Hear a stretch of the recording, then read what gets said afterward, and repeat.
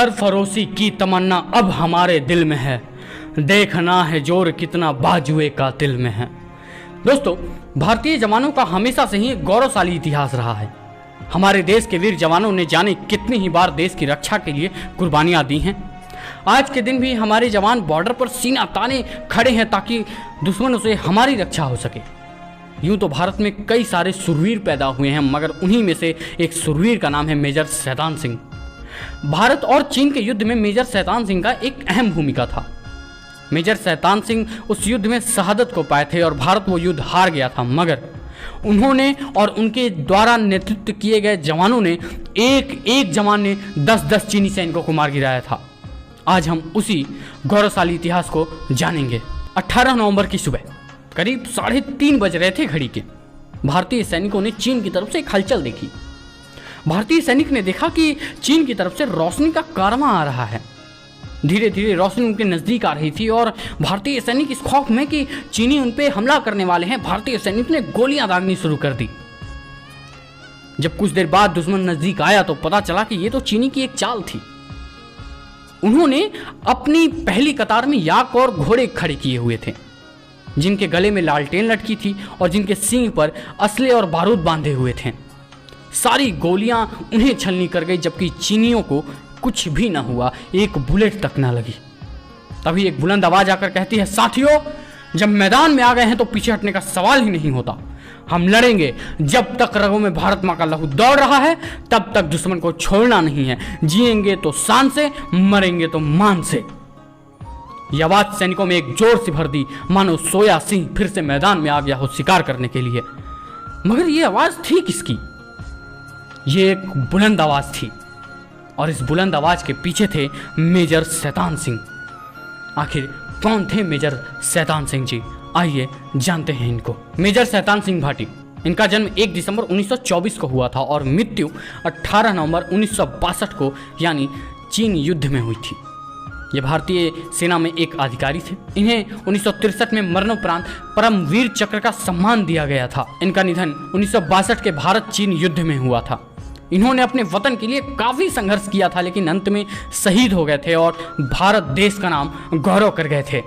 कहते हैं ना कि तुम अपनी जीत के डंके बजाना और मेरे हार के चर्चे होंगे। मेजर सिंह स्नातक स्तर की पढ़ाई पूरी करने से जोधपुर राज्य बलों में शामिल हुए। जोधपुर की रियासत का भारत में विलय हो जाने के बाद उन्हें कुमाऊं रेजिमेंट में स्थानांतरित किया गया।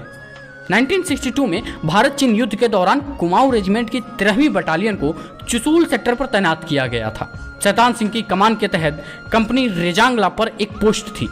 चीन के सैनिकों को यह बात अच्छे से पता थी कि भारतीय सैनिकों के पास ज्यादा गोली नहीं है और उनके पास असले तो और नहीं है। वो इसी बात का पूरी तरह से फायदा उठाना चाहते थे और वो उनकी चाल में कामयाब हो चुके थे। चुसूल सेक्टर पर जो भी भारतीय जवान गए थे उन्हें कश्मीर के बारामूला से लाया गया था।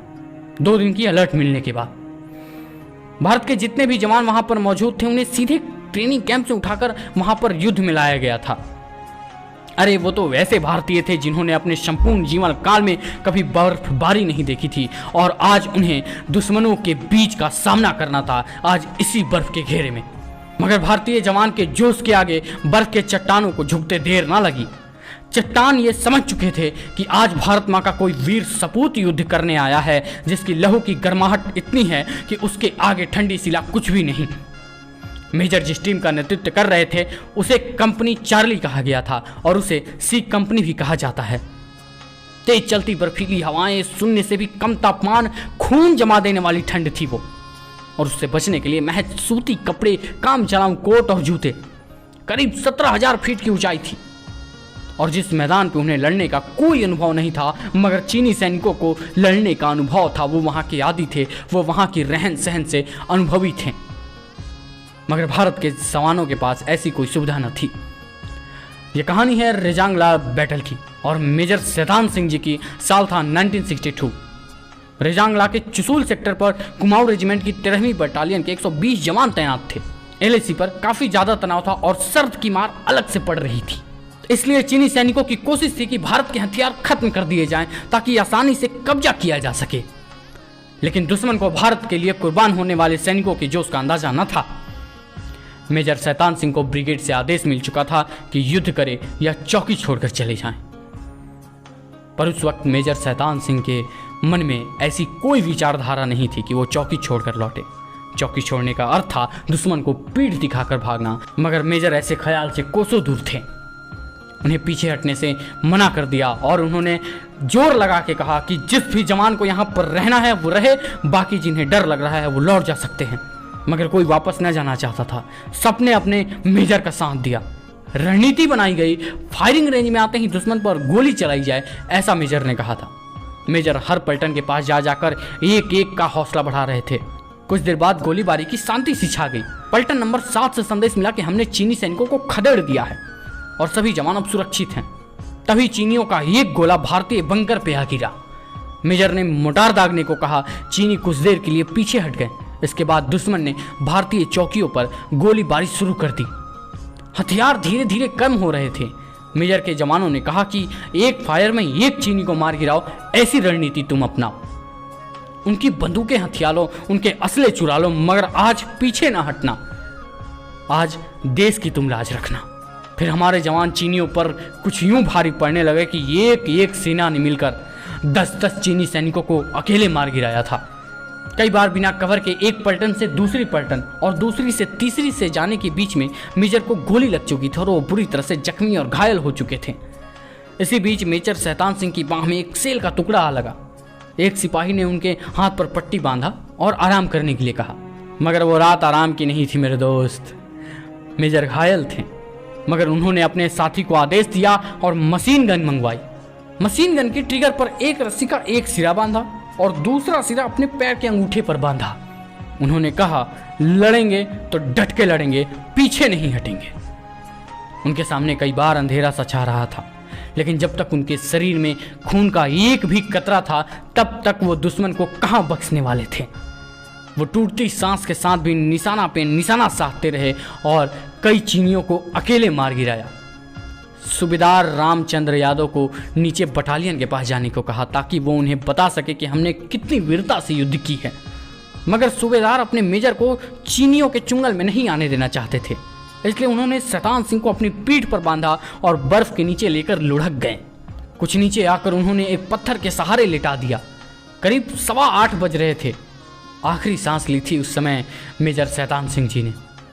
सूबेदार रामचंद्र जी ने हाथ से बर्फ हटाए, गड्ढा किया और मेजर की देह को वहां पर डालकर बर्फ से ढक दिया। कुछ समय बाद युद्ध खत्म हुआ तो इस इलाके को नो मैंस लैंड घोषित कर दिया गया था। मगर ठीक 3 महीने बाद एक गरीडिया आकर बताता है कि किसी की वहां पर शव पड़ी है। भारतीय सेना जल्दी जल्दी वहां पर जाती है और खोजने लग जाती है कि आखिर यह शव है किसके। पता चलता है कि शव तो हमारे भारत के वीर जवानों की थी। उस रात एक चीज तो बहुत अच्छे से घटी थी कि उस दिन किसी के पीठ पर एक भी गोली नहीं थी। जिन्होंने गोली खाए थे सीने पर खाए थे। भारतीय जवानों ने पीठ नहीं दिखाई थी। भारत के 120 जवान थे और चीनी सैनिक 2000 से करीब ऊपर। भारत के मात्र 120 सैनिकों ने चीन के 1500 से अधिक सैनिकों को मार गिराया था। जब 100 निकाले गए तो किसी जवान के हाथ में लाइट मशीन गन तो किसी के हाथ में ग्रेनेड थी। किसी ने पीठ पर गोली नहीं खाई थी, यानी सब लड़ते लड़ते शहीद हो गए थे। 100 के पैर में रस्सी से मशीन गन बंधी थी और ये पार्थिव शरीर था मेजर शैतान सिंह जी का। 120 लड़ाकों ने 1500 से अधिक सैनिकों को मार गिराया था। रेजांगला की इस लड़ाई में 114 भारतीय जवान शहीद हो गए थे और 5 सैनिकों को युद्धबंदी बना लिया गया था। मगर जिस बहादुरी से भारत के जवान देश के लिए कुर्बान हुए थे, उसे देखकर चीन भी ये मानते हैं कि उनका सबसे ज़्यादा नुकसान अगर कहीं हुआ है तो रेजांगला के युद्ध में हुआ है। और आज उन जैसे कई ऐसे देश हैं जो भारत की सेना को नमन करते हैं और इनके सामने घुटने टेक सकते हैं। अब किसी में इतनी हिम्मत नहीं है कोई भारत से टक्कर ले सके।